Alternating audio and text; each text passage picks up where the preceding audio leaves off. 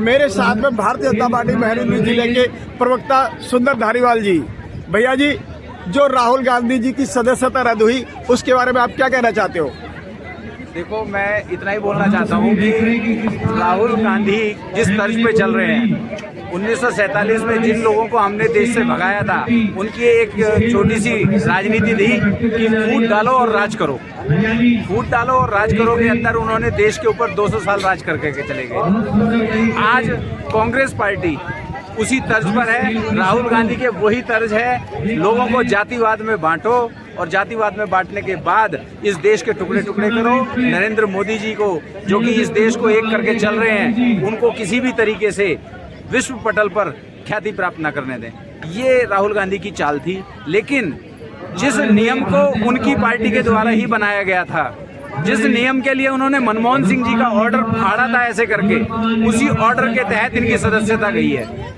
इसमें भारतीय जनता पार्टी का कोई रोल नहीं है। हम संविधान की हर आदेश का पालन करते हैं, हम संविधान का मान सम्मान करते हैं। डॉक्टर अंबेडकर के द्वारा जो संविधान बनाया गया, हम उसका पूरी तरीके से समर्थन करते हैं। जय हिंद, जय भारत। सुंदर जी, जैसा कि आपने देखा होगा, आम तौर पर जब कभी दलित एक्ट या किसी भी जात को लेकर गाली बक दी जाती है या बुरा बोल दिया जाता है, तुरंत कार्रवाई हो जाती है, जमानतें भी नहीं होती है। मगर यही मामला एक सांसद द्वारा किया जाता है, 4 साल कोर्ट ट्रायल होता है, उसके बाद सजा होती है, फिर भी ये कहा जाता है कि अत्याचार है। इसको किस नजरिए से देखते हैं? ये इन लोगों की बात मैं बताऊं तो इन लोगों की कभी भी संविधान के प्रति कोई श्रद्धा रही नहीं।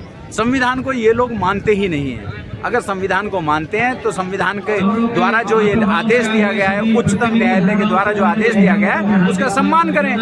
और उसका सम्मान करने के बाद सारे चीज़ों को लेकर और कहें कि हम संविधान के साथ हैं, अंबेडकर जी के बनाए हुए विचारधाराओं पर हम चल रहे हैं। ऐसा ये कहने की हिम्मत तो करें। क्या मतलब कानून अलग अलग बनेगा कि सांसद अगर किसी जात को गाली बके तो छूट मिलनी चाहिए, आम नागरिक कोई गाली बके किसी जात को? संविधान सबके लिए बराबर है, संविधान में सबकी बराबरी है, संविधान के प्रति सबका श्रद्धा होनी चाहिए, संविधान के प्रति सम्मान होना चाहिए।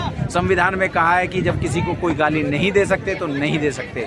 बोलने की आपको छूट है, लेकिन गाली देने की आपको छूट नहीं है, और वो भी किसी जाति विशेष के लिए या किसी भी एक धर्म के लिए।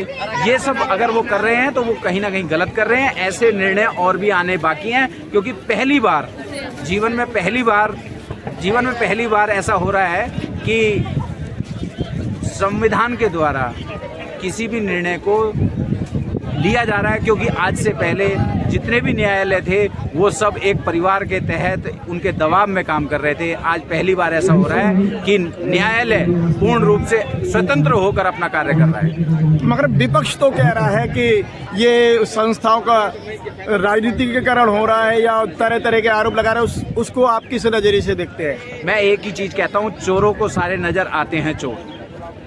जो आदमी दुरुपयोग करता था सत्ता का, वो तो यही सोचता है ना कि जैसे मैंने दुरुपयोग किया ऐसे ये भी कर रहे होंगे।